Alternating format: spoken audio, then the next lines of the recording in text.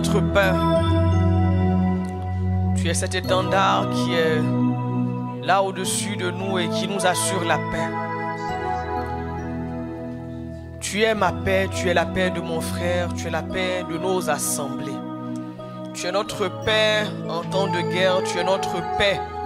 En toute situation, tu es notre paix. Et tu nous as donné ton esprit afin que tout autour de nous, nous puissions vivre la paix. Et qu'il soit dit de nous, comme il a été dit de Salomon, que nous avions la paix de tous côtés. Absolument tous côtés. Je prie bien plus que le thème d'un séminaire, que cela soit notre réalité. La paix de tous côtés, dans chaque aspect de notre vie, dans chaque domaine de notre vie, que nous vivions la paix, Seigneur, que nous vivions ta paix.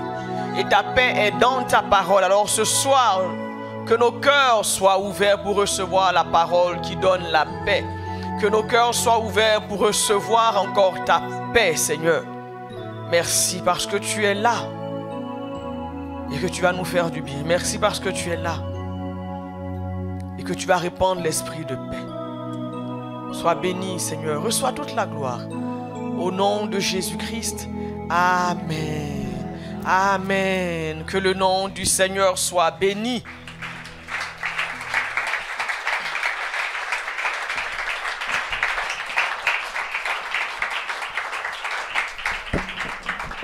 Bonsoir à toutes et chacun. Nous ouvrons nos Bibles dans le psaume 128. Psaume 128. Et nous lirons tout le psaume 128. Psaume 128. Heureux, cantique des degrés. Heureux tout homme qui craint l'Éternel, qui marche dans ses voies. Tu jouis alors du travail de tes mains, tu es heureux, tu prospères. Ta femme est comme une vigne féconde dans l'intérieur de ta maison. Tes fils sont comme des plants d'olivier autour de ta table. C'est ainsi qu'est béni l'homme qui craint l'Éternel. L'Éternel te bénira de Sion et tu verras le bonheur de Jérusalem tous les jours de ta vie. Tu verras les fils de tes fils. Que la paix soit sur Israël. Amen. Nous pouvons reprendre nos places. La paix de tous côtés, tel est le thème de ce séminaire ciel ouvert de cette année. Et je crois que nous sommes tous conscients que quand Dieu a créé l'homme, quand Dieu a créé la femme, il les a créés pour la paix et pour le bonheur. Dieu n'a jamais prévu que nous puissions souffrir, que nous soyons malheureux. L'homme est responsable de tous les malheurs qui peuvent lui arriver parce que c'est par sa faute, par sa désobéissance que toutes ces mauvaises choses sont entrées dans le monde. Satan était là, mais il n'y avait aucune mauvaise chose.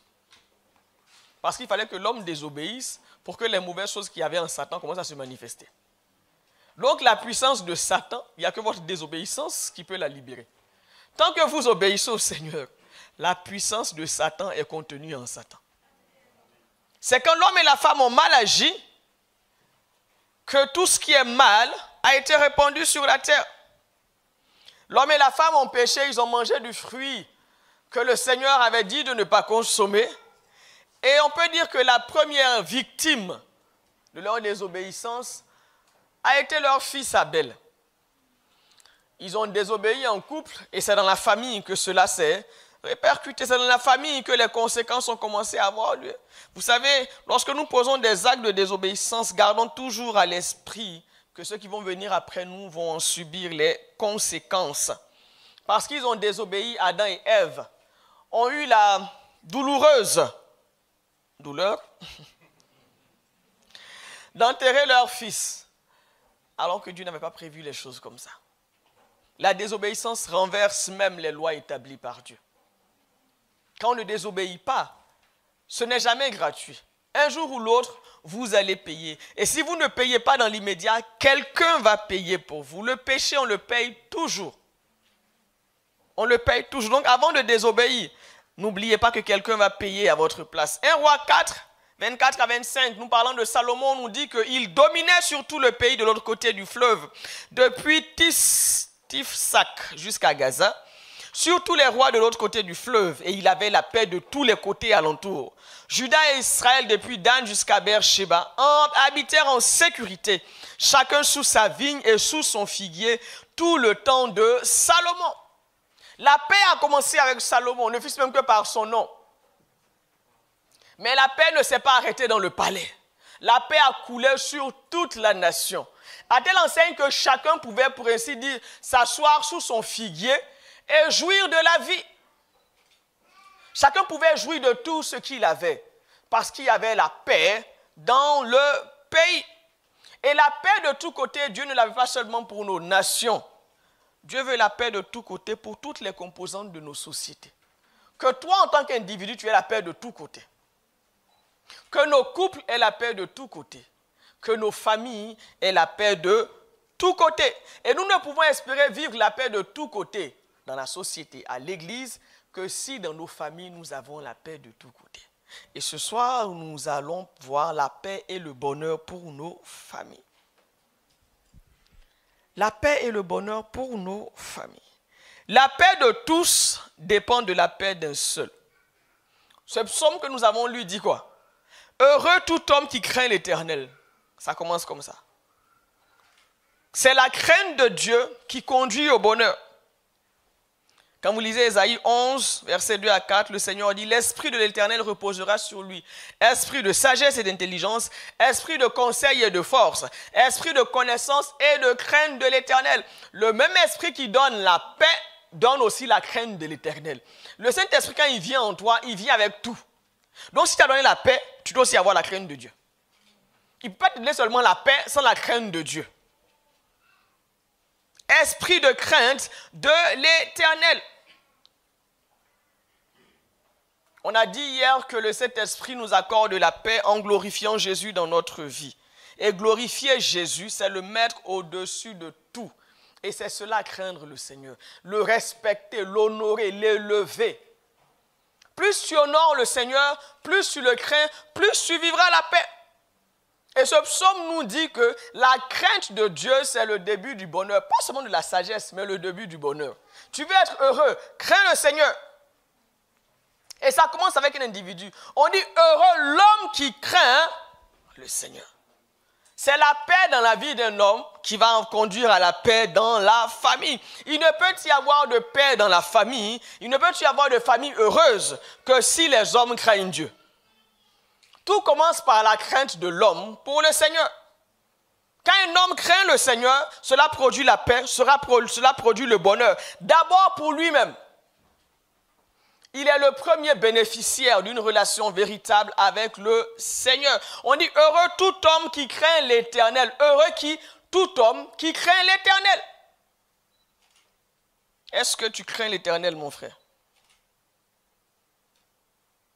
La crainte de l'homme, son désir de vivre le bonheur, se traduisent par sa capacité à marcher dans les voies de Dieu. Un homme qui craint Dieu n'a pas besoin de dire que moi je crains le Seigneur. On doit voir que tu crains le Seigneur. Les choses de Dieu, on ne les dit pas. Les autres doivent les voir. Je vous rappelle que ce sont les païens qui ont appelé les chrétiens chrétiens. Parce qu'ils ressemblaient à Jésus. Ne sois pas un craigneur de Dieu autoproclamé. Ou bien tu crains Dieu seulement dans ton cœur. Non. On doit voir que tu crains le Seigneur. On doit voir que tu crains le Seigneur. Mademoiselle, le critère le plus important, est-ce qu'il craint Dieu?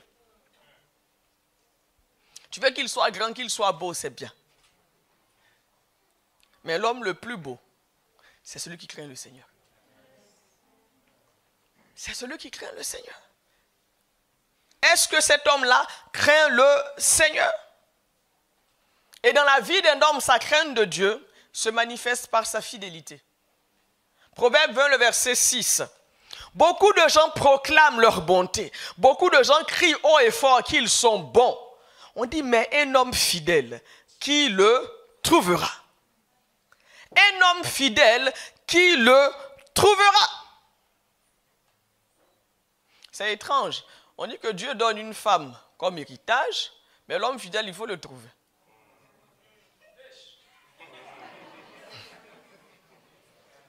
Il faut le trouver.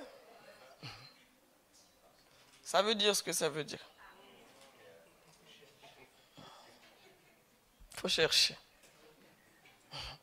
Le bonheur d'une maison dépend de la relation de l'homme de la maison avec le Seigneur Jésus. La Bible dit quoi? Que la femme sage bâtit sa maison. Permettez que j'ajoute. Et l'homme fidèle sécurise sa maison. Si la femme doit la bâtir par sa sagesse, la fidélité de l'homme apporte la sécurité dans la maison. Là où il n'y a pas d'homme fidèle, tu vas bâtir bien. C'est comme une maison qui est bien bâtie, mais il n'y a pas de porte, il n'y a pas de clôture. Là où il doit y avoir la porte, c'est un morceau de paille qu'on a mis comme rideau. Les voleurs vont entrer, comme dans un supermarché. Les voleurs vont entrer. La fidélité de l'homme, sa crainte de Dieu, est cette ceinture invisible avec laquelle il entoure sa maison, afin que l'ennemi n'y entre pas. Là où l'homme n'a pas la crainte de Dieu, il ouvre la porte à tous les esprits mauvais qui se promènent. Et je ne parle pas seulement de fidélité par rapport au conjoint, fidélité dans tout. Fidélité par rapport à Dieu. Un homme qui ne paye pas sa dîme, c'est un homme qui expose sa famille. C'est un homme qui expose sa famille. Et on ne paye pas la dîme quand on a le jour, on a beaucoup d'argent. On paye la dîme parce qu'on doit payer la dîme. Parce qu'on doit payer la dîme. Et c'est la dîme de tout le revenu, pas la dîme du salaire seulement. La dîme de tout le revenu. Messieurs, est-ce que vous payez vos dîmes? Nous sommes aujourd'hui le 16 mai, c'est ça? 16 mai, ça fait 5 mois. Jeunes gens, messieurs, qui a été fidèle dans ses dîmes depuis le 1er janvier? Raise your hand, please. Ma soeur, il n'est pas en train d'écrire, il n'a pas payé la dîme. Il y en a qui font comme ça en train d'écrire, Dieu lui a parlé, il a une révélation. C'est faux, il y a quelqu'un qui a une révélation aussi. Il n'a pas de révélation, il n'a pas payé la dîme. Il faut taper un gauche-droite pour voir. Tu n'as pas les... Il faut le reste de ta liste. Par ici, dans son lui seul, là, il ne paye pas la dîme. Quand vous serez devant, dire s'il n'y a pas assez, on ne payera pas là non plus la dîme. Fidèle par rapport à Dieu, fidèle dans ses engagements. Fidèle par rapport à ses principes. Fidèle par rapport à la vision, à la mission que Dieu lui a donnée. Ensuite, fidèle à son épouse. Quelqu'un qui dit que non, mon Dieu m'appelle au ministère et puis tu es toujours couché. Ce garçon, ça ne marie pas.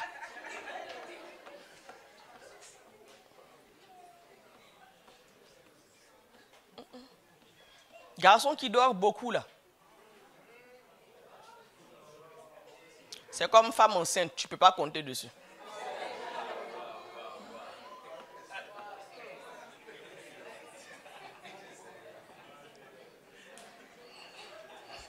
Une femme enceinte, il n'y a rien de plus instable. Elle peut te lâcher à tout moment. Tu dis on va partir et puis elle commence à dormir. Tu ne peux pas compter dessus. Est-ce qu'il est fidèle?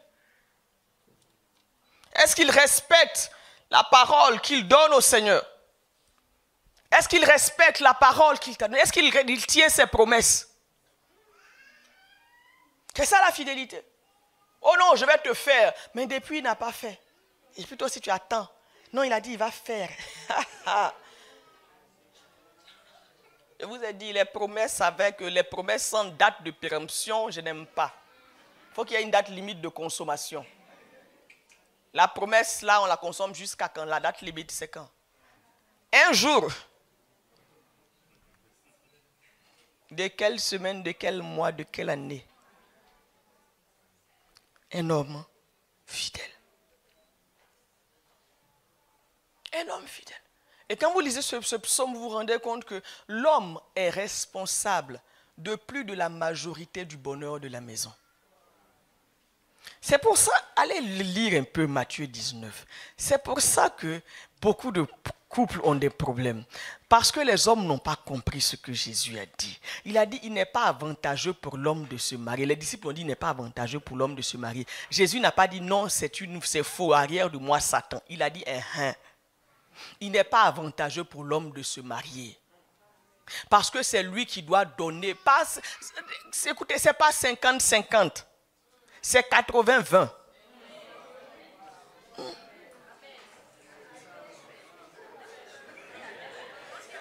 Ce n'est pas 50-50. Écoutez, n'entrez pas dans le foyer, ni vous messieurs, ni vous mesdemoiselles, avec dans la telle idée de 50-50. Ce n'est pas 50-50 en matière d'autorité, ce n'est pas 50-50 en matière de responsabilité. Non. Ce n'est pas 50-50.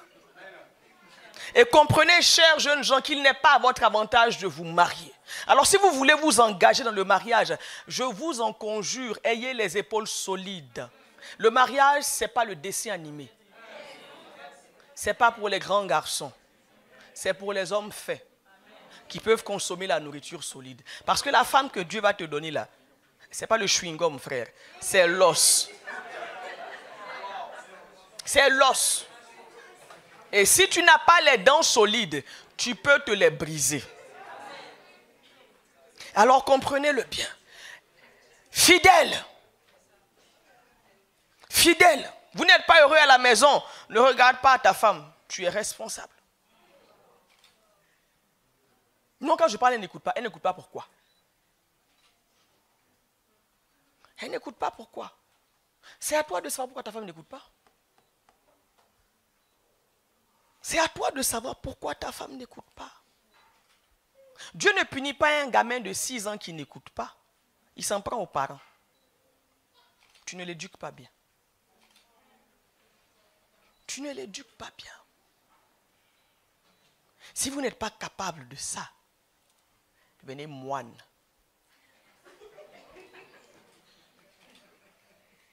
Ça va éviter beaucoup de problèmes. Et l'homme qui craint Dieu, la crainte n'est jamais gratuite. On dit heureux l'homme qui craint Dieu, il jouit du travail de ses mains. Quand tu crains le Seigneur et que tu travailles, tu vas manger le fruit de ton travail. Parce que c'est ce que Dieu a prévu. Dieu a prévu que tout ouvrier mérite son salaire. Et que le bœuf là qui est en train de fouler le grain, il doit manger le grain qu'il est en train de fouler.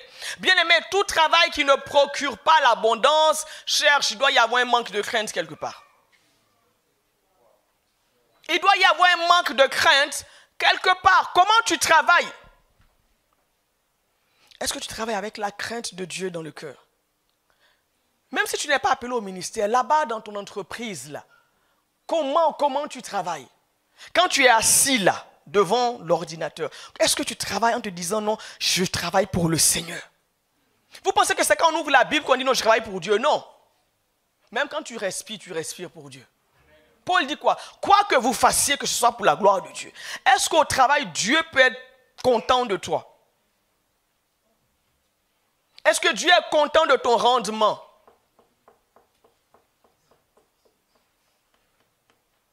Il faut le craindre. Il faut craindre le Seigneur. Il faut le respecter. Et même dans ta façon de t'habiller pour aller au travail, respecte le Seigneur. Il y a des gens que tu croises, tu n'as pas envie de dire, lui là c'est ma brebis. Parce que ça m'a un gars qui est sorti de l'asile. Heureux l'homme qui craint le Seigneur. La crainte, elle est dans l'attitude. Elle est dans la bouche. Elle est dans les pensées. Elle est dans l'habillement. Elle est dans tous les aspects de notre vie. Là où tu crains Dieu, il va faire en sorte que tu manges le fruit de ton travail. Mais là où il n'y a pas de crainte de Dieu, tu vas travailler, mais d'autres vont en profiter. Deutéronome 28, le verset 18.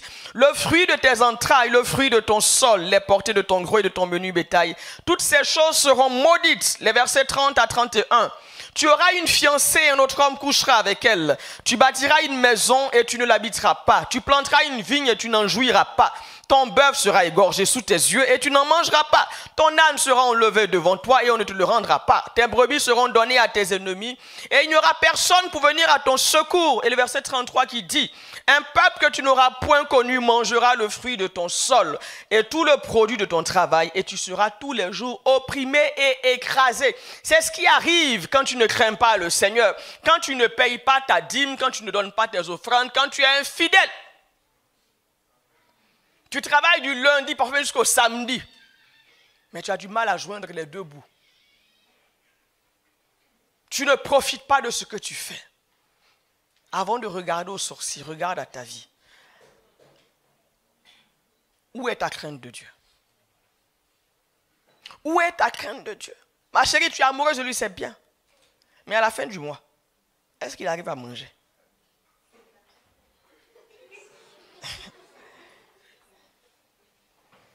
L'amour, là, ça rassasie au début. Les histoires de « oh non, je n'ai pas faim » là, ça ne dure pas longtemps. Ça ne dure pas longtemps. Ça, c'est quand on est fiancé. Quand on se dit, vous partagez un seul cornet de glace en 2 heures. Quand on se marie là, on commence à avoir faim.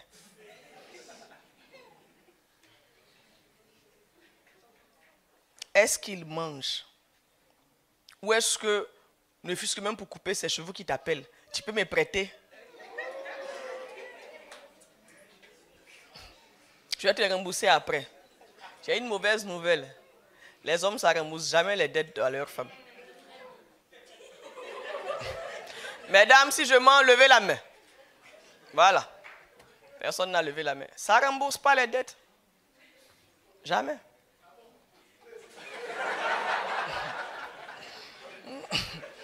Oh, mais je vais te donner après. De toute façon, ce que j'ai, c'est à toi. Et puis ça s'arrête là. C'est comme ça. Donc si déjà il emprunte chez toi dans les fiançailles, ma chérie, c'est mal barré. Est-ce qu'il arrive à joindre les deux bouts? Est-ce qu'il s'en sort financièrement? Si ce n'est pas le cas, ce n'est pas d'abord le travail qu'il faut regarder. Regarde sa relation avec le Seigneur. Parce qu'il n'est pas normal que celui qui craint Dieu ne jouisse pas du fruit de son travail. Alors regarde, comment est-ce qu'il va au travail? Avec quel cœur est-ce qu'il fait ce travail-là? Vous savez, l'argent, ce n'est pas d'abord le papier, hein, c'est d'abord un esprit qui dépend de ton cœur. Le cœur que tu mets à l'ouvrage, c'est avec le même cœur-là que Dieu va te bénir. Si c'est un cœur de petit, Dieu aussi te bénit petit. Donc, sur papier, tu auras des millions, mais en vérité, tu as des centimes. Il jouit du fruit de son travail. Mais il ne s'arrête pas là, on dit il est heureux et prospère. C'est-à-dire, c'est une phrase qui indique une évolution positive et croissante dans l'état de bonheur. Son bonheur d'aujourd'hui, là, est plus petit que le bonheur de demain, qui est plus petit que le bonheur d'après-demain. Un homme qui est toujours heureux au même niveau, non. Non. Je ne parle pas de choses matérielles. Je parle de l'état de son âme. Ah chérie, ça va? Ça va, Dieu fait grâce.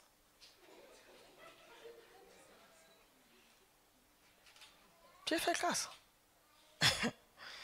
Avec la tête que tu as là. Non, ça, c'est pas Dieu fait grâce. Ça va? Oh, je suis fatigué. Ah, une parenthèse. Vous, les jeunes d'aujourd'hui, vous faites comment pour être toujours fatigué? Non, ne soufflez pas, je parle de vous. Vous faites comment pour être toujours fatigué? Vous êtes toujours fatigué. Vous faites quoi de votre vie? Ne me dites pas on étudie. Nous aussi on a étudié, s'il vous plaît. Nous aussi on a étudié. Vous faites quoi? Tu vas voir un gars, non, il dort jusqu'à midi. Tu dis, non, j'étais fatigué. Ah, tu sais, dimanche là, après 3 cultes comme ça, quand on est fatigué. Mais tu t'es juste assis là. Tu n'as rien fait. Qu'est-ce que tu as fatigué de t'asseoir là? Vous êtes toujours fatigué. Mais la fatigue, ce n'est pas le bonheur. Vous avez toujours des petits bobos.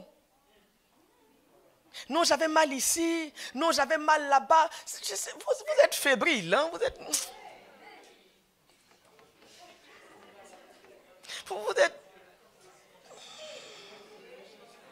êtes léger. Le comme c'est que vous avez encore pesé et divisé. Mais déjà, vous êtes léger.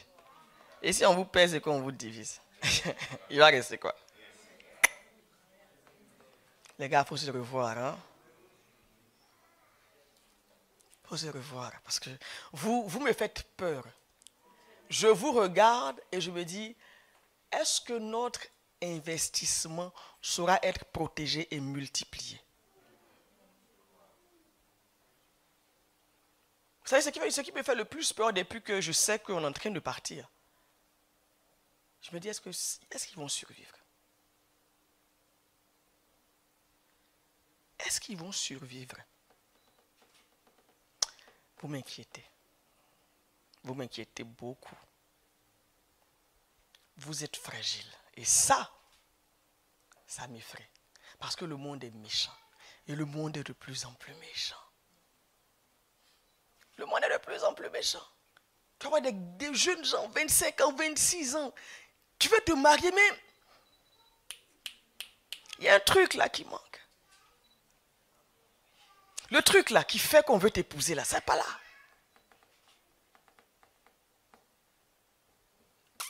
Il y a un truc qui manque. Et ça fait peur. Messieurs, allez dans la présence de Dieu. Allez dans la présence de Dieu et restez-y. Restez là-bas. Restez là-bas. Hein? Comme a dit quelqu'un, moi je veux une femme comme la prophétesse. On lui a demandé, mais est-ce que tu ressembles à l'apôtre?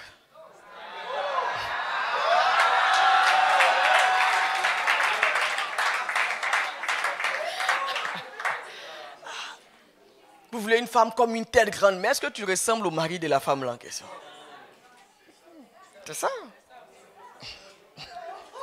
Bon, vous allez en discuter après.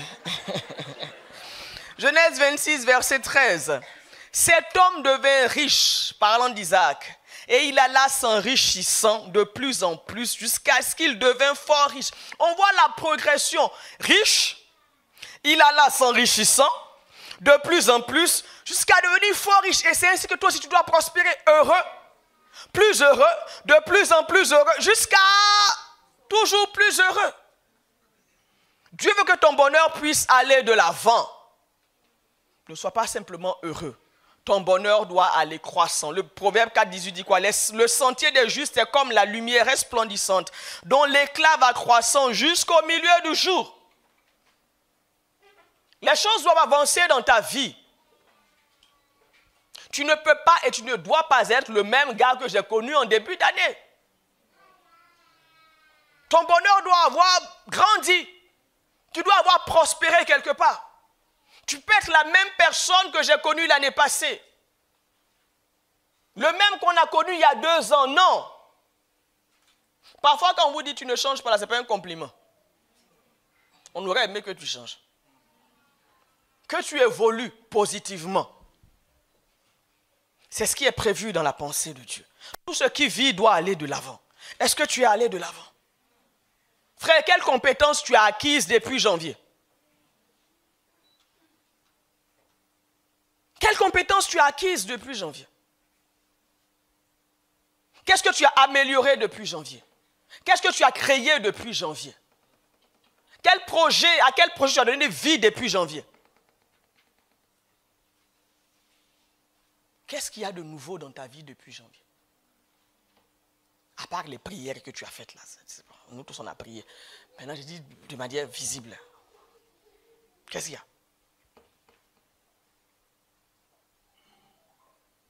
Qu'est-ce qui est nouveau dans ta vie? C'est valable aussi pour vous les sœurs, hein? Pas seulement aux frères. Le principe est pour tout le monde. Qu'est-ce qu'il y a de nouveau dans votre vie? Une vie qui ne produit pas du nouveau est une vie qui est vouée à disparaître. Parce qu'il y a une chose de bizarre avec l'ancien, c'est que l'ancien est appelé à mourir. Tout ce qui est ancien finit par mourir. Il n'y a que le nouveau qui vit. Et votre capacité à vivre longtemps est liée à votre capacité à produire et à innover. Même dans ta façon de prier, si tu pries de la même façon depuis que tu es né de nouveau, au bout d'un moment, tu ne vas plus prier. Parce que tu vas t'ennuyer. Seigneur Jésus, merci pour la journée.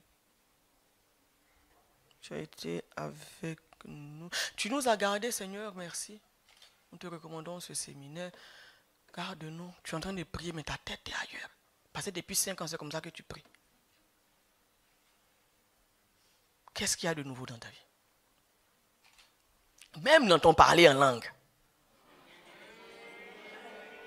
Qu'est-ce qui est de... Écoutez, c'est une langue. On dit parler en langue, c'est une langue. Donc il y a du vocabulaire à acquérir. Quel vocabulaire? Tu n'as pas besoin de savoir ce que ça veut dire. Mais tu sais que, ce mot-là avant, je ne disais pas ça. Maintenant, je dis ça. Maintenant, je dis ça. Qu'est-ce qu'il y a de nouveau? Jeunes gens, qu'est-ce qu'il y a de nouveau dans votre vie? Vous aimez le nouveau parce que vous aimez tout ce qui est nouvelle technologie. Mais la technologie la plus extraordinaire, c'est vous. C'est vous. Ayant en vous la capacité de se produire et de se reprogrammer, de se reprogrammer à l'infini. N'achète pas un nouvel ordinateur. Deviens un nouvel homme pour ton environnement. Deviens un nouvel homme pour ton environnement. Arrête d'acheter du nouveau. Le nouveau que tu achètes ne te rend pas nouveau. Non. Produis du nouveau, alors tu seras nouveau. Alors tu seras nouveau. Même le mariage que tu veux là, le mariage finit par s'ennuyer. Hein? Tu as toujours la même coiffure. Tu as toujours la même coiffure. Tu as toujours la même coiffure. Monotonie. Il faut être capable de créer du nouveau. Créer du nouveau. C'est comme ça qu'on vit et qu'on vit longtemps. On doit constater le progrès dans ta vie. Avant d'être un époux et un père heureux, soyez simplement un homme heureux. On dit l'homme qui craint l'Éternel. On n'a pas dit le mari, le papa. On dit l'homme. L'homme. L'homme qui craint l'Éternel. Si tu ne sais pas être heureux toi seul comme homme, ma chérie, il ne faut pas l'épouser. Il ne saura pas te rendre heureuse. S'il n'a pas su lui-même se rendre heureux, ça veut dire qu'il ne sait pas rendre les gens heureux. Ça, c'est le comportement du diable. Oh non, je vais te montrer comment devenir Dieu.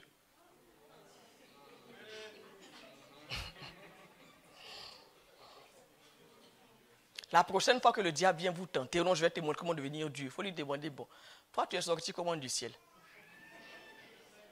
Il a été précipité. Comment quelqu'un qui a été précipité peut te montrer comment devenir Dieu?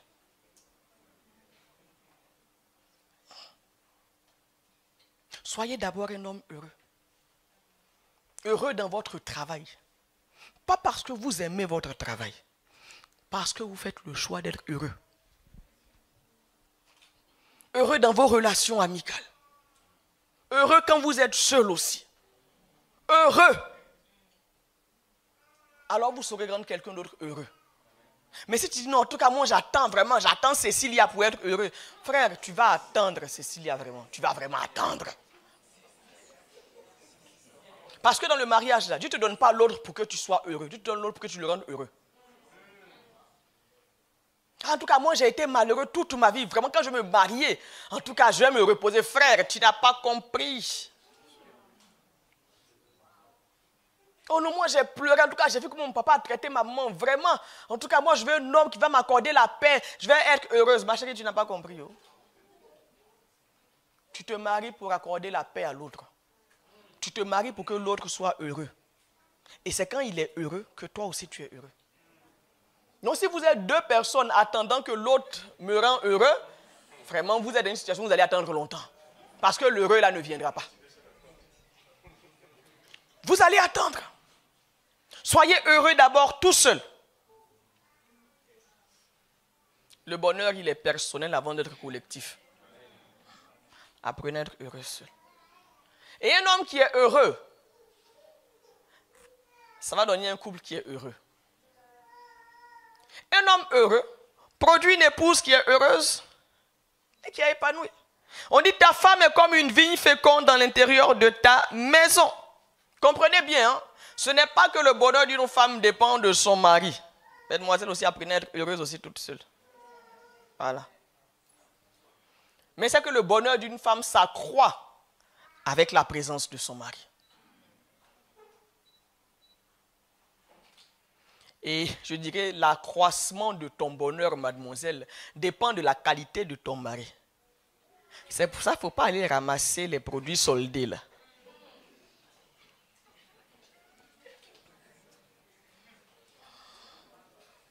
Vous savez, il y a des magasins qui vendent des produits de marque. Mais quand tu vérifies bien là, il y a un petit défaut dessus. Il y a des gens qui aiment le bon, mais dans les coins douteux. Va à la maison mère. Va à la maison mère. Ah non, tu veux quelle marque ça là? Attends, le soir vers 21h là, il y a un coin. Allez pas prendre les maris de 21h dans un coin. Dans la présence de Dieu. Parce que ce qu'il est va définir le genre de bonheur que tu vas avoir.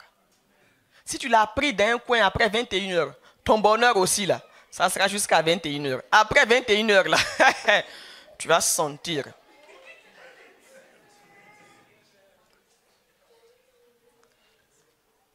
Peu importe les situations difficiles par lesquelles une femme peut passer, l'attitude fidèle de son mari, la crainte qu'il a de Dieu peut la transformer en une vigne féconde. Peu importe ce qui se passe dans sa vie, si tu as un mari qui est fidèle et qui craint le Seigneur, tu pourras tout surmonter. Parce qu'il sera là pour toi. Parce qu'il sera là pour toi. Tu ne seras pas seul. Tu ne seras pas seul. Messieurs, il y a en vous la capacité d'avoir le genre de femme que vous voulez. C'est pour ça que Dieu n'a pas peur de te donner quelqu'un qui est compliqué, qui est difficile. Parce qu'il sait que tu peux la transformer en vigne féconde. Oh, mais elle a un passé chargé. Tu penses que Dieu ne connaît pas son passé? Tu peux la transformer en vigne féconde. Ah, pasteur, elle est comme ça, elle est comme ça. Tu peux la transformer. La question, ce n'est donc pas de savoir si cette jeune fille est facile, mais est-ce que toi, tu crains le Seigneur? À celui qui craint Dieu, rien n'est impossible. Rien. La crainte de Dieu là, fait que tu vas avoir ce qu'il faut pour que cette jeune fille là, devienne une vigne féconde. C'est comme ça. Vous pensez que Dieu a donné une vigne féconde à ce monsieur? Non. Pour avoir une vigne féconde, il faut avoir un plan de vigne. Dieu va te donner un plan de vigne. Tu as déjà vu un plan de vigne? Tu sais comment on plante la vigne? C'est des morceaux de bois comme ça ressemble à rien. C'est ce qu'on va planter. Dieu te donne le morceau de bois là. Toi tu dis, mais Seigneur, moi je veux produire du vin. Il dit, voici un morceau de bois.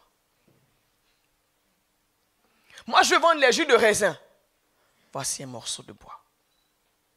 Si tu sais planter, si tu sais en prendre soin, tu vas arriver là où tu veux arriver. Dieu ne donne pas une usine qui fabrique du jus de raisin. Il te donnera un morceau de bois. Il va te donner un plan de vigne. Et c'est ton attitude que tu vas permettre, par ton attitude, parce que tu vas permettre à ce seul plan de vigne de devenir une vigne féconde. C'est toi qui dois créer l'atmosphère. C'est toi qui dois créer ce qu'il faut. Et ça se fait par la crainte de Dieu. Ça se fait par la crainte de Dieu.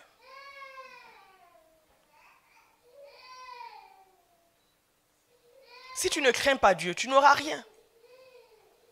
L'homme qui craint Dieu permet que sa femme puisse s'épanouir. Il permet que tout ce que Dieu a mis en elle puisse être manifesté et produire du fruit en abondance. Et là où ta femme devient une vigne féconde, elle apporte elle aussi sa contribution à l'avancement de la maison et du foyer. Oh non, ma femme, elle fait rien, elle ne fait que dormir. Mais si tu as acheté un lit confortable, elle va dormir.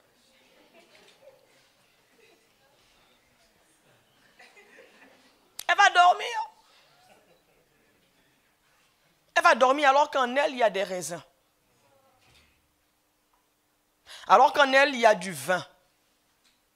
Mais comme il n'y a pas l'atmosphère qu'il faut, tu ne vas pas en profiter. Et tu vas penser que non, la petite chérie douteuse qui est là-bas, là, elle est plus intéressante. Mais la petite chérie, là, quelqu'un l'a mis dans les conditions qu'il faut pour qu'elle produise ce qui va t'attirer ou bien ce qui t'attire là. Donnez envie aux autres hommes de vouloir vous piquer votre femme.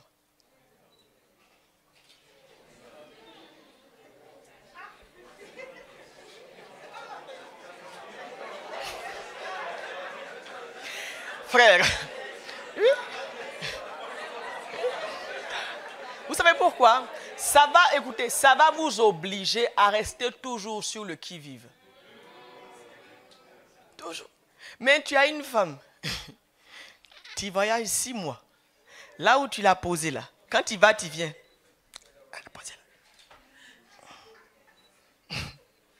Ma chérie, ça va? Ça va. On ne t'a pas dit bonjour dans le quartier? Aucun homme ne t'a appelé? Même pas, personne même n'a sonné. Mais c'est ce que Jésus a fait. Le diable attaque qui? L'Église. Sans tache, ni ride, ni rien de semblable. C'est comme ça. Ayez le genre de femme là que les autres veulent avoir. Et si vous avez le genre de femme que personne ne veut, ça veut dire que vous voulez la femme de quelqu'un d'autre. Soit on veut la vôtre, soit vous voulez celle des autres. Il y a toujours une affaire de vouloir. Il y a toujours une affaire de vouloir. Maintenant, c'est qui on veut, la tienne ou toi tu veux celle des autres? C'est comme ça. C'est comme ça. Investissez. Il y a beaucoup de choses en elle. Et quand tu as une vigne, tu peux faire beaucoup de choses. Tu vas avoir du raisin, tu vas avoir du vin, tu vas avoir du jus de raisin. Et vous savez, les feuilles de vigne ont beaucoup de vertus. Ça se mange, les feuilles de vigne. Et c'est bon. Mais aussi dans le domaine médical. Ça sert. C'est pas pour rien que les femmes, on est un peu médecins sur les bords. Ah, la main d'une femme, là, c'est plus qu'un thermomètre. Maman, je suis malade, viens ici. Il a la fièvre, hein? Dans la main d'une maman, là, il y a trop de choses dedans. Vous avez tout ce qu'il faut dans la femme que Dieu vous a donnée ou que Dieu va vous donner. Il n'y a rien à y ajouter, il n'y a rien à y enlever. Il y a juste des choses à manifester. Il y a juste des choses à manifester. Et c'est vous qui devez créer l'atmosphère qu'il faut pour que cela soit manifesté. Aucune femme n'est stérile ni trop stupide. C'est très souvent l'environnement qui est mauvais. Et vous êtes responsable de l'environnement. On dit Dieu a créé l'homme et il l'a mis dans l'environnement parfait. Avant de dire que non, ma femme est bête, regarde l'environnement. Non. Si dans l'environnement parfait, elle ne produit rien, on va prier pour toi. Mais si l'environnement n'est pas parfait, c'est que ce n'est pas elle le problème. C'est d'abord toi. C'est d'abord toi. Avant d'accuser l'autre, demande-toi, est-ce que j'ai fait ma part? J'ai rempli ma part du contrat. Si Dieu n'avait pas donné à l'homme un environnement parfait, l'Éden, il aurait été responsable de la chute de l'homme. Mais là où on donne l'environnement parfait et que l'autre échoue, ça c'est autre chose. Qu'est-ce que tu as donné? Qu'est-ce que tu es en train de donner? Elle est une vigne féconde, même pas n'importe où, dans l'intérieur de la maison. Proverbe 7, verset 10 à 12. Et voici, il fut abordé par une femme ayant la mise d'une prostituée et la ruse dans le cœur. Elle était bruyante et rétive. Ses pieds ne restaient point dans sa maison. Tantôt dans la rue, tantôt sur les places et près de tous les angles, elle était aux aguets. Quand une femme ne trouve pas son intérêt à la maison, elle commence à se promener. Ma femme n'est jamais à la maison. Mais à quoi ressemble la maison? On ne reste pas dans une maison parce qu'il y a 4 murs. Hein? À quoi ressemble la maison? Quand la maison n'est pas terrible, elle va aller dehors se mêler de la vie des autres. Comprenez, chers amis, que d'une façon ou d'une autre, toutes les femmes essaieront toujours de fuir les foyers qui sont devenus comme des prisons pour elles. Il y a des foyers, quand tu arrives là-bas, là, tu regardes la femme, tu dis, les prisonniers, son mari est le geôlier. Et les enfants sont ses co-prisonniers, les co-détenus. Quand tu arrives, déjà, le papa est assis devant le portail. Eux, ils sont à l'intérieur. Bonsoir, monsieur. Il y a quoi? Tu es venu chercher quoi? Non, je suis le camarade de classe de Viviane. Je suis venu me chercher mon cahier. Quel cahier? Tu sens que ça, c'est une prison. Et là où tu mets ta femme en prison, elle va chercher à s'échapper. D'une façon ou d'une autre. C'est pour ça des femmes qui sont toujours à l'église. Ce n'est pas l'amour de Dieu. Ce n'est pas l'amour de Dieu.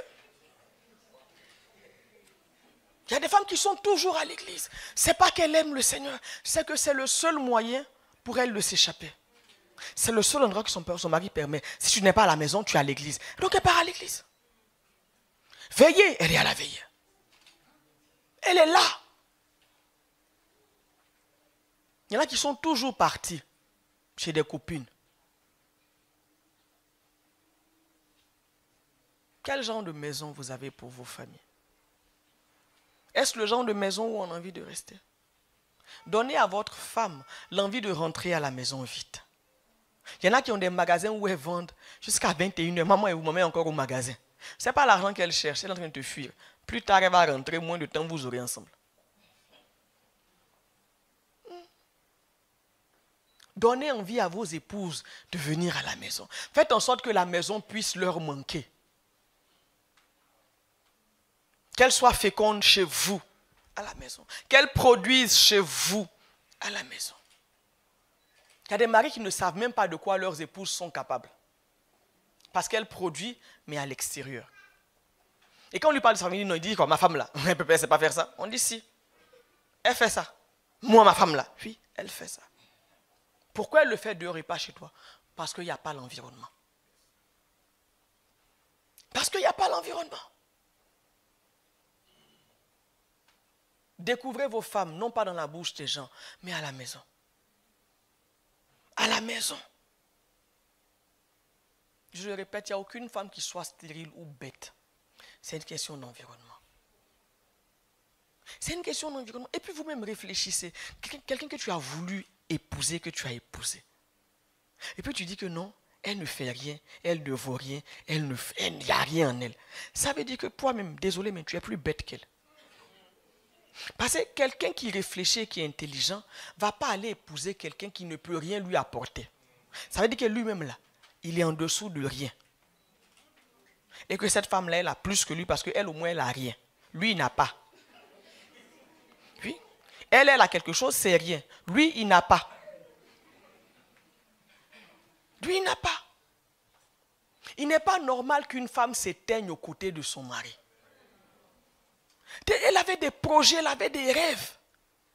La personne allait à l'école. Et puis quand elle t'épouse, non, moi je ne veux pas ce genre de femme-là.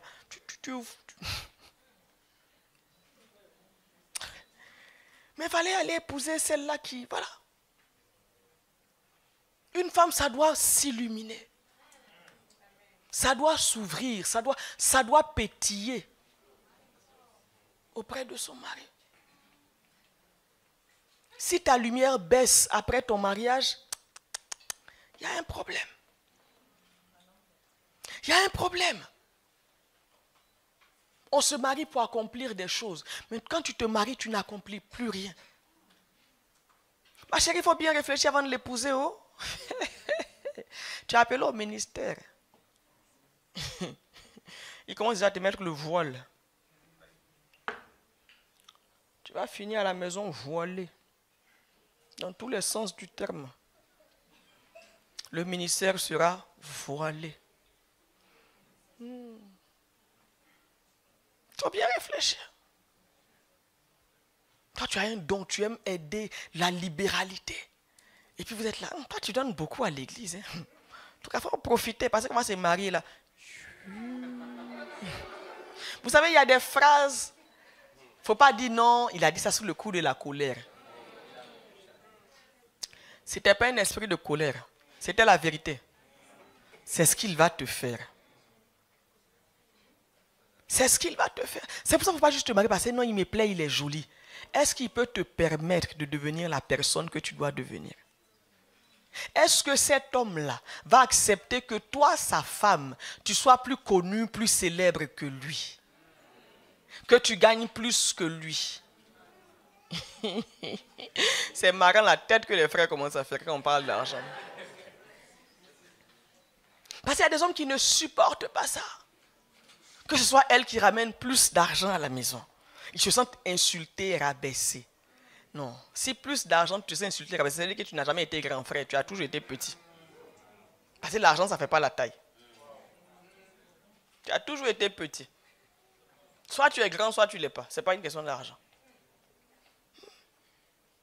Est-ce que cet homme-là pourrait être fier de toi? Être fier de ta réussite? Est-ce qu'il pourra accepter, nous autres, la divers, comme tu dois prêcher, qui va garder les enfants? Il faut que ton mari les garde.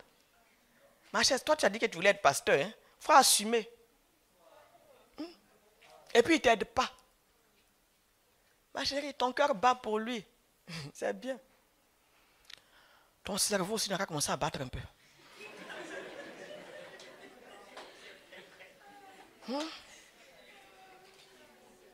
L'amour, là, ça commence dans le cœur, mais il faut que la tête donne son approbation.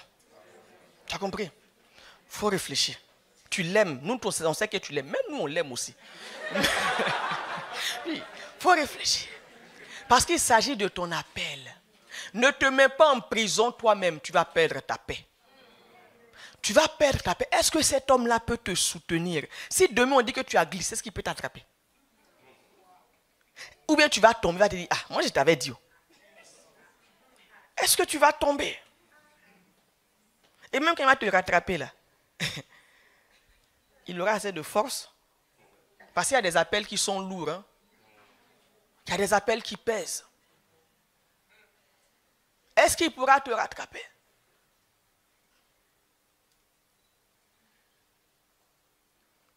Ne suivez pas seulement le cœur.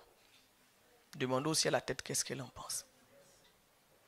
Dieu vous a appelé à être des vignes fécondes.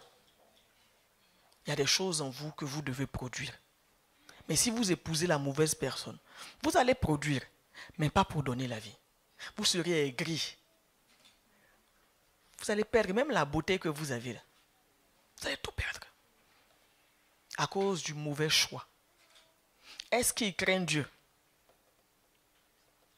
Est-ce qu'il craint le Seigneur? Quand le couple est en paix, quand le couple est heureux, quand il est épanoui, alors il va savoir affecter aussi les enfants positivement. Un couple heureux et en paix donne une famille heureuse et en paix.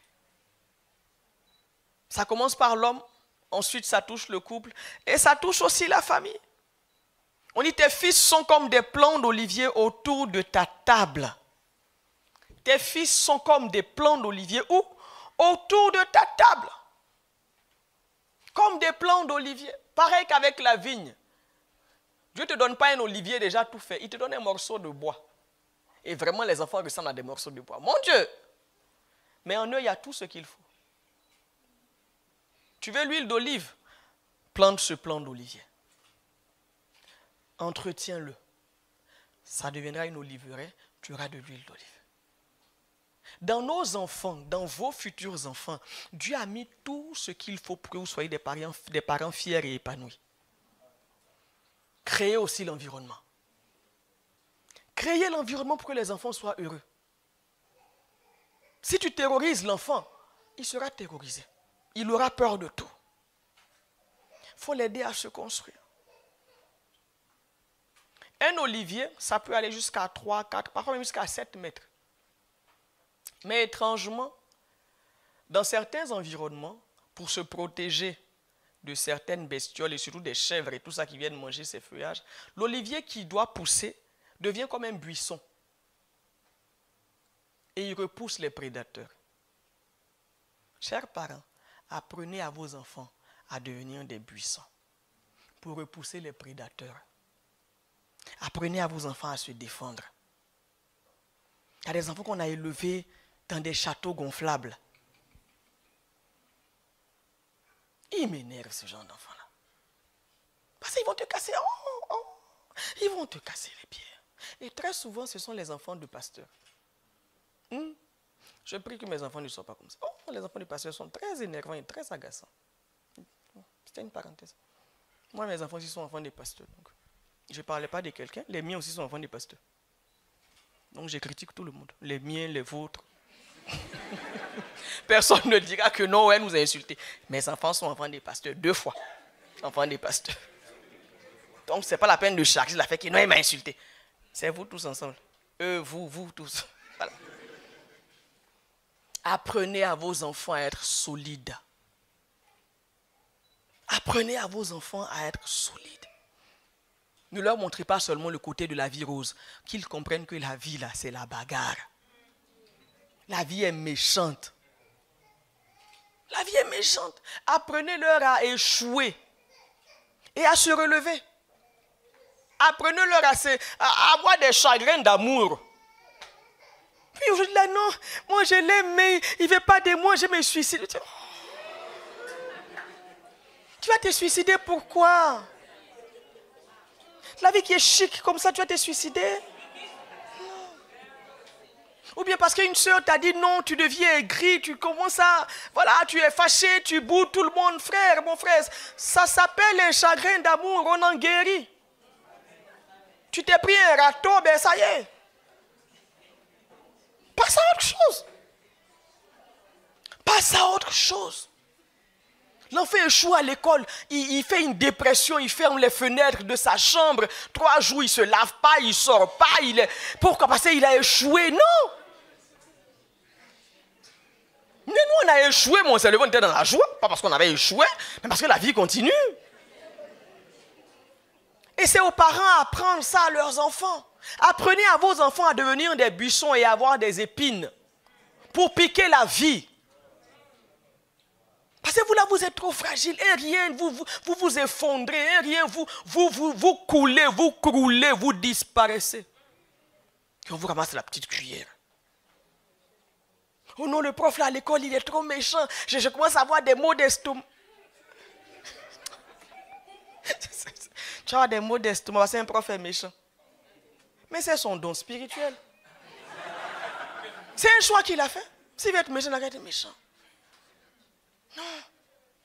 Chers parents, formons des générations qui pourront porter l'héritage que nous voulons leur léguer. Ne formons pas des flemmards, des paresseux, des paresseuses, des gens qui pensent que la vie, c'est le micro-ondes. Tu prends le pain du congélateur, tu appuies dégivrer, tu appuies 3-5 secondes, et puis c'est bon, tu mets le beurre, tu manges. C'est pas ça la vie, ma chérie. La vie, là, c'est tu vas au champ, tu débroussailles, tu plantes le grain de blé, tu surveilles pour pas que les corbeaux viennent manger, ça produit, tu enlèves les grains de blé, tu piles, tu enlèves le padil, tu vas faire de la farine avec ça, ça va sécher, tu vas faire du pain, tu vas manger, tu vas les vendre, tu vas construire une maison. C'est ça la vie. C'est pas le micro-ondes. Dieu n'a pas de micro-ondes au ciel. La preuve, regarde ta vie. Toutes les promesses cette année-là, ça s'est accompli. S'il avait un micro-ondes, qui serait ici? On aurait tous été micro-ondés, on ne serait pas ici. Dieu prend son temps. Dieu prend son temps pour nous former, pour nous forger. Apprenez aussi à être formés et à être forgés. On dit des plants d'olivier autour de la table. Ils ne sont pas allés se promener, ils sont dans la maison de leurs parents. Je vais vous dire quelque chose, vous les étudiants, vous êtes venus étudier, c'est bien étudier. Ne pensez pas que vous êtes arrivés. Maintenant on est devenus grands. Parce que tu gères la bourse.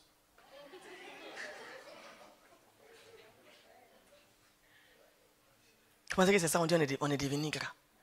Non, moi je ne peux plus retourner chez mes parents. Parce que quand je retourne là, j'ai fait quoi? 5 années d'ingénieur, je me suis géré moi seul. Tu t'es géré toi seul quoi? À la fin des 5 ans là, à part ton diplôme que tu as eu avec galère là, tu as produit quoi? Rien. Tu t'es géré.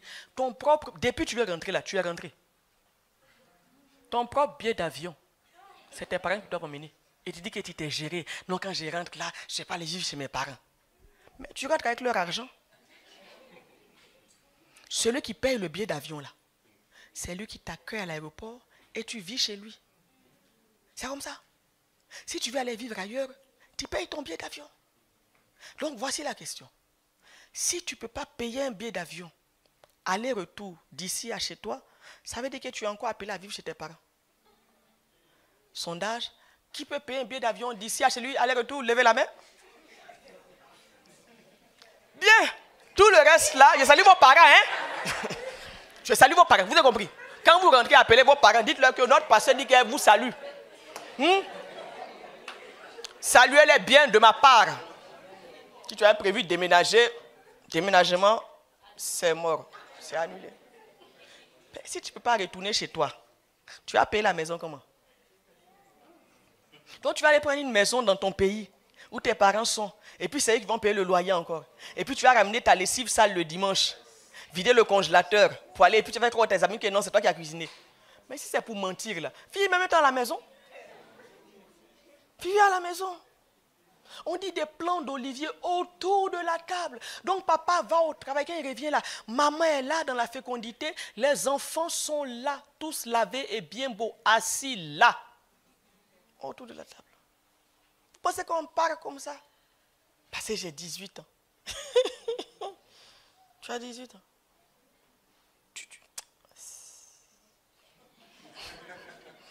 Faites attention, vous avez compris? Ne soyez pas pressés de partir à la maison, de la maison. Parce que mine de rien, parfois j'ai envie de retourner chez moi. Quand on commence à t'appeler maman, maman, chérie, tu dis yeah. Avant là, c'est moi qui appelais les gens. Mais là, c'est moi on appelle. Tu fais comme si tu n'entends pas. Dieu te dit, mais on t'appelle. Tu dis non, tu as mal entendu. C'est la porte qui a claqué. Maman, chérie, ou bien c'est... Les enfants, où est votre maman? Non, il ne faut pas être pressé. Profitez de vos parents. Profitez de la vie de famille. Ces enfants sont à la maison. Ces enfants sont là. C'est une bénédiction d'avoir une table autour de laquelle pouvoir se réunir. Vous savez, ça n'a l'air de rien, hein? Mais d'être assis ensemble dans la cuisine. Vous avez fini de manger, papa, maman, les enfants. Même personne n'a lavé ses mains. La nourriture a séché sur vos cuillères, vous êtes en train de causer, l'os là à la main. Vous parlez de n'importe quoi. Mais de toute façon, c'est chic. C'est ça le bonheur. Vous vous rappelez, ah oui, ça quand l'autre était petit, et puis vous commencez. Vous faites ça comme ça pendant 1 heure, 2 heures. Tu dis, mais on a parlé de quoi? De rien d'important, mais ça a créé des souvenirs. Ça a créé des choses. Partir là, c'est dans l'ordre des choses. Mais faites l'effort d'attendre le temps de Dieu. Partez, mais partez au bon moment. Tout départ avant le temps là, c'est de la rébellion. Et Dieu punit la rébellion. Tes parents ne t'ont pas chassé, on t'a envoyé étudier. Ils ne t'ont pas laissé partir. Tu es venu étudier. C'est pour ça, mademoiselle, c'est ici que j'ouvre une parenthèse. Même si tu as rencontré Jacob ici, quand tu as fini tes études là, va dire au revoir à tes parents. Va leur dire au revoir. Qu'on vienne te chercher chez toi. Qu'on aille te chercher chez toi. Si tes parents n'avaient pas payé le billet d'avion, il allait te rencontrer ici. Il allait te rencontrer ici. Alors, ça c'est la méchanceté. Quelqu'un a payé ton billet d'avion pour que tu viennes étudier. Tu as fini par te dire que non, c'est quelque chose qui aurait dû être une escale. Tu dis non, finalement, ça va devenir quelque chose de permanent. Va dire au revoir. Papa, maman, je suis allé, j'ai étudié. Voici le diplôme. Ah, ma fille, que le Seigneur soit béni. Bon, en fait, quand j'étudiais là aussi, il y avait un gars là, il m'expliquait le français. Mais tu as fait médecine, non? Mais le français de la médecine là, c'est difficile, hein? Il m'expliquait le français. Et puis bon, on s'est expliqué. Bon, j'aime son explication, hein? Je veux qu'il continue à m'expliquer. Ah, d'accord. Et puis toi aussi, frère, tu te pointes. Moi, je ne comprends pas, vous les frères là. Quand il s'agit d'aller rencontrer les parents de vos futurs époux, vous avez la foi. Oh non, moi j'ai la foi qu'on ne me dira pas de venir. Il ne faut pas avoir la foi. Il faut te mettre à la place des parents de celle que tu veux épouser. Tu aimerais seulement voir quelqu'un en WhatsApp et puis donner ta fille à la personne. Si c'était toi, à leur place, tu allais dire oui. Je ne t'ai jamais rencontré. On n'a jamais parlé comme ça. Et puis j'ai dit non, l'enfant là, il a l'air bien. On m'a dit que non, il va à l'AC. Et que là-bas, il y a les 5 ministères. Donc ça doit être une église bien, c'est que lui aussi il est bien. Non. Tu veux te marier, commence à préparer l'argent du billet d'avion. Il ne faut pas avoir la foi pour rester. Il faut avoir la foi pour partir. Je vais aller rencontrer les parents, mes beaux-parents, mes futurs beaux-parents. Va les rencontrer. Va les rencontrer. Arrêtez vos prières douteuses là. En tout cas, moi j'ai prié pour que mes beaux-parents soient gentils. Je prie pour qu'ils ne soient pas gentils. Oui. Écoutez, vos parents sont en train d'investir dans vos vies et puis vous voulez faire les choses de la gentillesse. Non. Non. Il y a un prix. Et je vous ai dit, le mariage là, il y a un prix à payer quand on veut se marier. Il y a un prix à payer. Non, il y a un prix à payer. Jésus est venu sur la terre. L'église est née. Mais il n'y a pas eu de mariage. Il n'y a pas de mariage. L'église est pour l'instant la fiancée de Christ. Il y aura mariage quand on va rencontrer le Père. Il va venir nous chercher pour qu'on aille le rencontrer. Et c'est là-bas, on va dire non maintenant, vive les mariés, vive les mariés, vive les... Pour les familles, c'est comme on va se marier. Vous allez vous marier pour quoi? Vous ne vous mariez pas. Allez les rencontrer. Ce n'est pas une question de ils sont méchants, ils sont païens. Ça n'a rien à voir. C'est la moindre des choses. C'est la moindre des choses. Donc commence à mettre l'argent de côté. Tu prévoyais changer de téléphone. Ne change pas de téléphone, non? Randall.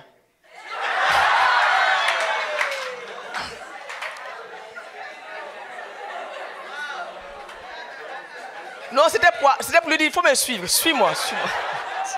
Suis-moi, tu as compris? Ne sois pas distrait. Écoute ce que l'Esprit dit aux églises. Des plants d'olivier, on dit assis autour de la table. Ils sont dans une attitude de repos, de détente, de confiance. Repos. Cela implique la convivialité, la joie, le partage. Et ils sont assis pour manger. Ils sont assis pour jouir des biens de leurs parents. La Bible dit quoi? Ce sont les parents qui amassent pour leurs enfants. Frères, amassons pour nos enfants. Amassons pour nos enfants. Ils n'ont pas à se battre. Ils ne sont pas debout. Ils sont assis. Ça veut dire que quelqu'un s'est mis debout et s'est battu pour eux. Et va ramener à manger à la maison. Va ramener des choses à la maison. Et eux, ils vont simplement en profiter. Il nous appartient de nous battre pour nos enfants. J'estime qu'un parent qui meurt sans laisser ne fût-ce qu'une cuillère à son enfant, c'est un parent méchant qui a pratiqué de la sorcellerie à très haut niveau. Parce que les parents doivent amasser pour leurs enfants. Laisse quelque chose à l'enfant. Et mets-le au nom de l'enfant, pas à ton nom, sinon tes frères vont venir se battre dessus. Tu mets au nom de ta femme. Tu mets au nom de tes enfants. Pas au nom de ton frère, ou de ta mère, ou de ta sœur. Au nom de ton conjoint, au nom de tes enfants. C'est triste quand à la mort d'un parent, surtout le papa, la femme, la veuve, les enfants, ça dit, vous ne pleurez pas le mort, vous pleurez votre avenir. Comment ça va se passer? Est-ce qu'on va s'en sortir? Tous les oncles commencent à apparaître. Ceux que vous ne connaissez pas ou ceux que vous connaissez. Tout le monde commence à venir comme des vautours. Personne ne s'intéresse aux morts. Personne ne s'intéresse à la veuve ou aux enfants. Non, non, non, non, non. Il a laissé quoi? Il a tout laissé. Il y a déjà bien un mort qui part avec une maison. Il a tout laissé. Mais ce n'est pas pour vous. Protégez ceux qui vont rester. Il ne faut pas que votre mort tue leur avenir. Protégez ceux qui vont rester. On dit qu'ils sont assis, ils ne sont pas en train de réfléchir à leur avenir. Ils ne sont pas en train de se battre, en train de lutter contre des choses. Non, ils sont assis parce que papa et maman vont lutter pour nous. Parce que papa et maman vont lutter pour nous. Frères, Tu laisses quoi demain si tu meurs? Il y a un héritage. On commence à le préparer maintenant. On commence à le préparer maintenant. Ce n'est pas quand tu as 5 mois de la retraite là. Il faut que je pense, les enfants là, ils sont 7. Je vais donner... Non. Non. Et plus on a d'enfants, plus on doit produire. Pareil, tu ne vas pas faire 7 enfants et laisser une seule maison de 2 chambres. Il n'y a même pas assez de chambres pour que les enfants là viennent dormir dedans. C'est-à-dire quand tu meurs là, même pour venir dormir pour tes funérailles là, il n'y a pas la place. Non. Ils étaient assis. Parce que les parents avaient déjà fait. Ils étaient assis. Parce que les parents avaient déjà fait. Verset 4. Tu verras les fils de tes fils, que la paix soit sur Israël. La crainte dans la vie d'un homme apporte même la longévité à cet homme-là. Tu verras les fils de tes fils. Il verra ses petits-enfants. C'est-à-dire, il ne va pas simplement les voir, il va jouir de ses petits-enfants. Pourquoi? Parce qu'il a craint le Seigneur. La paix que tu as, tu peux la transporter, la transmettre de génération en génération. En ayant un foyer heureux et paisible. Une famille heureuse et paisible. Ensuite, des petits-enfants heureux et paisibles. Mais si tu as été un père agité, c'est ce que tu vas transmettre. Et ceux qui viendront après toi seront eux aussi agités. Dieu veut que nous soyons en paix de tous côtés, en paix dans nos familles. C'est sa volonté. La volonté de Dieu, c'est que nous soyons en paix, en paix, en paix, en paix dans nos familles. Trop de familles, il n'y a pas la paix. Il n'y a pas de paix. Et très souvent, c'est à cause du papa. Je ne dis pas toujours, mais je dis très souvent. Regardez à vos familles. Est-ce que papa est fautif? Levez la main. Là où ça ne va pas. Papa. Papa. Messieurs, vous avez une très, très lourde responsabilité. Et voici le choix que la Bible vous offre. Soit vous avez les épaules pour cela et vous vous mariez en sachant que ce n'est pas à votre avantage. Soit vous n'avez pas les épaules pour cela. Et comme dit l'apôtre Paul, que celui qui n'est pas marié s'occupe des affaires du Seigneur. Que Dieu vous bénisse.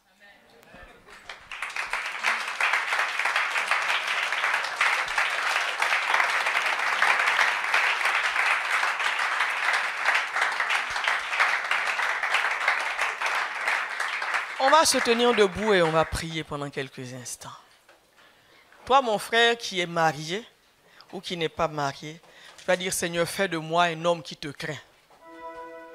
Fais de moi un homme qui te craint. Et toi, ma soeur, tu vas dire, Seigneur, donne-moi un homme qui te craint. Oublie tous tes critères là.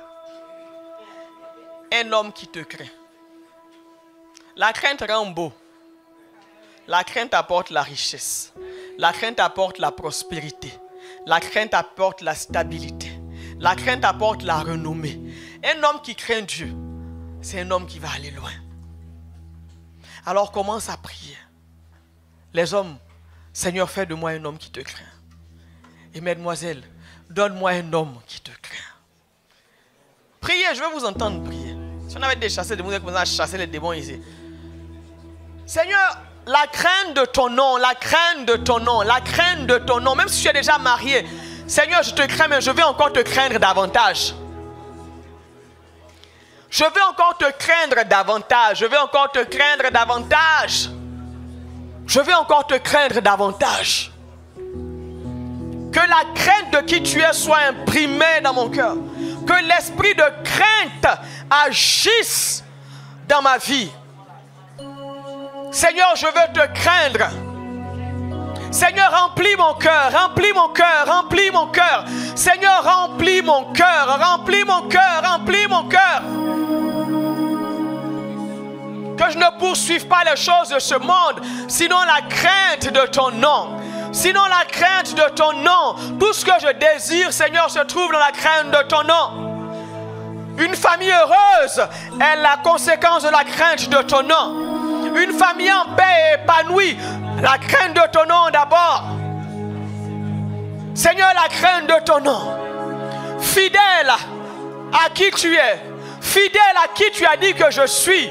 Fidèle à mon conjoint. Fidèle à mes enfants. Fidèle dans mes pensées. Fidèle dans mes paroles. Fidèle dans mes actes. Fidèle en toutes choses. Joseph a dit à la femme de Potiphar, il dit, comment je vais coucher avec toi et faire un aussi grand mal? Et pourtant personne n'était là pour le voir. Mais la crainte de Dieu était en lui. La crainte de Dieu était en lui. Quand on craint le Seigneur, on ne regarde pas au fait qu'il y ait des témoins ou qu'il n'y ait pas de témoins. Quand on craint le Seigneur, on marche dans ses voies. En privé comme en public. On marche dans les voies de Dieu. Heureux l'homme qui craint l'Éternel. Heureux cet homme-là. Heureux est-il. Il marche dans les voies du Seigneur. Il est heureux et il est prospère. Sa femme est comme une vigne féconde dans sa maison. Ses enfants sont comme des plants d'olivier autour de la table dans sa maison. Et il impacte même les générations qui viendront après lui. La crainte de Dieu, le début de la sagesse, le début du bonheur aussi. La crainte de Dieu. Y a-t-il ici quelqu'un qui craint l'Éternel?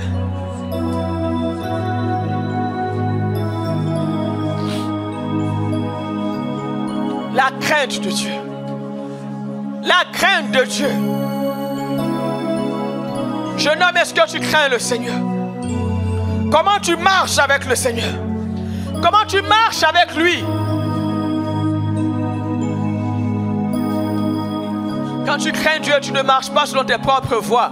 Tu marches dans ses voies à lui. Même si ses voies ne t'arrangent pas, tu fais le choix de l'obéissance. Tu fais le choix de l'obéissance.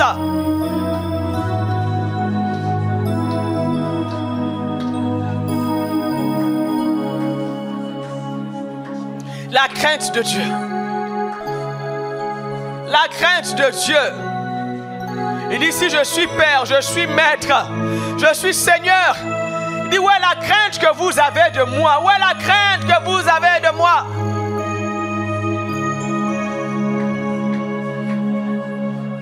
Nous sommes devenus familiers avec le Seigneur. Nous sommes devenus tellement familiers avec lui. L'honneur que nous lui devons, nous l'avons relégué au second plan. Le respect que nous lui devons, nous l'avons mis au second plan. Bien-aimé, il s'agit de Dieu, le créateur de toutes choses. Nous lui devons la crainte, l'honneur, la gloire.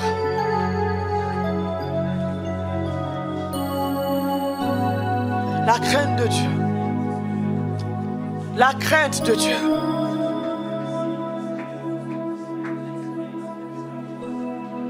La crainte de Dieu.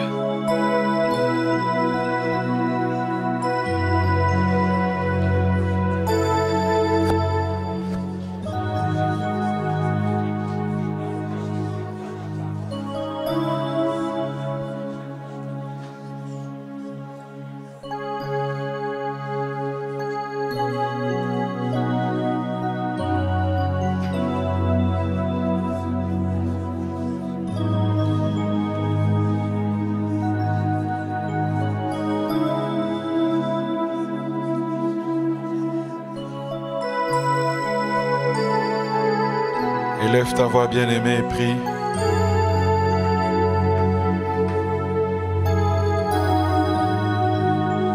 Quand tu fais un tel sujet de prière, tu ne pries pas uniquement pour toi, mais tu pries également pour ta famille. Tu pries pour ton épouse. Là, je parle aux hommes. Tu pries également pour tes enfants, tes futurs enfants. Le bonheur et la paix dans une maison a pour fondement la crainte de Dieu. L'œuvre des mains qui prospèrent dans une maison, les enfants ou une famille qui n'est pas dans le manque, cela ne dépend pas de la manière dont tu investis ton argent, quoique l'investissement soit une bonne chose, de la manière dont tu sens les affaires. La Bible dit « Heureux l'homme qui craint l'Éternel ». Croître dans la prospérité ne dépend pas de l'accumulation des actions qu'on peut en voir en bourse, mais cela est l'œuvre de la crainte de l'Éternel. Jeune fille, jeune femme en ce lieu, élève ta voix et prie, donne Seigneur, donne-moi. C'est la part que Dieu a prévue pour toi, leur demande. Que tu sois dans la saison du mariage ou pas, élève ta voix et prie.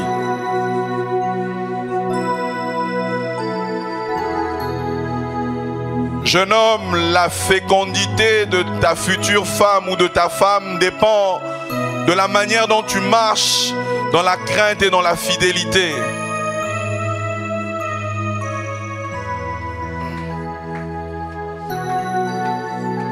Il y a des choses qui ne peuvent se manifester dans la vie de ta femme qu'aussi longtemps que tu vas aller plus loin dans ta marche avec Dieu. Ce n'est pas en termes de responsabilité, mais dans ta communion de tous les jours. Tu peux croître en responsabilité à l'église, avoir des titres, mais vivre le trouble à la maison parce que tu ne marches pas réellement dans la crainte de Dieu. Il est facile de tromper les hommes. Il est facile même d'avoir un titre, même pour être diacre ou devenir ancien. Mais l'on peut évaluer la qualité de ta crainte par la productivité de ton épouse. Cette femme de Proverbe dont on voit que la plupart des femmes aiment bien s'identifier. On parle très peu de son homme, mais on peut voir la productivité de cette femme est réellement l'image de l'investissement de l'homme dont on ne parle pas beaucoup. Alors tu veux une telle chose, élève ta voix et prie. Prie, bien-aimé, prie. Prie. Prie.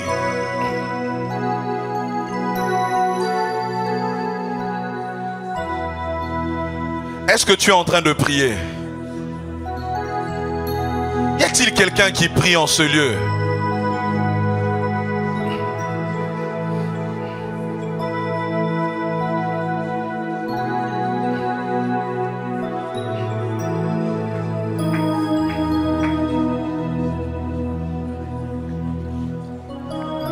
Que des épouses élèvent leur voix et prient pour leur mari.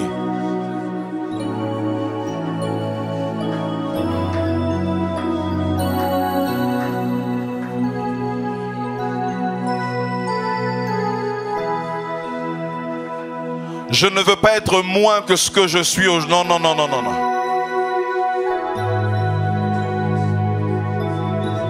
Si seul je peux poursuivre 1000 ou 100 plutôt, à deux nous voulons faire, nous voulons que 10 000 personnes puissent fuir. En termes, une famille où l'homme marche dans la crainte de Dieu, où la femme est féconde, est une vigne féconde. Je dirais même c'est une maison où l'ennemi ne peut pas entrer.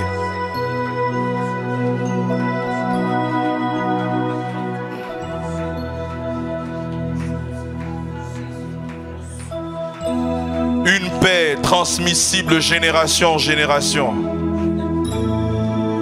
Tout à l'heure, lorsque la prophétesse prie, continue à prier, le petit sondage qui a été fait, la plupart ont levé la main.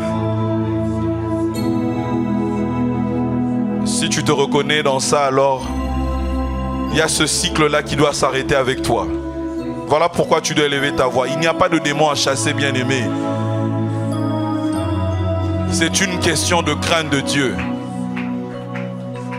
C'est une question de crainte de Dieu.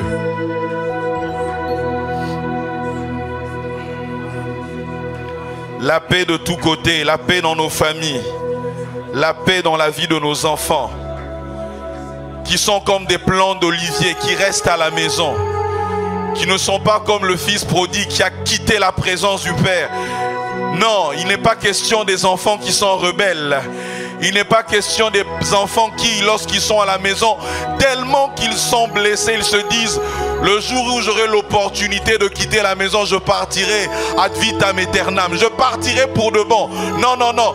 Même lorsqu'ils ont grandi, ils reviennent toujours à la maison, non pas pour y rester, pour vivre, non. Parce que le système, la communion qui existe entre les parents et les enfants, non. Bien-aimé, si tu n'as pas vécu une telle qualité de paix à la maison, ce séminaire est pour toi. Et ce temps, Dieu te l'accorde. Non pas pour que tu lances des flèches, mais pour que tu t'investisses dès maintenant à être un homme qui craint Dieu.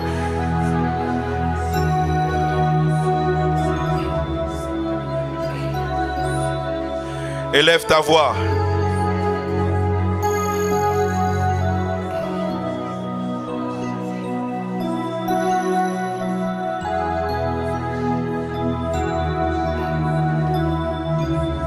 La Bible dit: c'est ainsi qu'est l'homme, c'est ainsi qu'est béni l'homme qui craint l'Éternel. En d'autres termes, si ces différentes choses ne sont pas visibles dans ta maison, tu n'es pas béni par Dieu.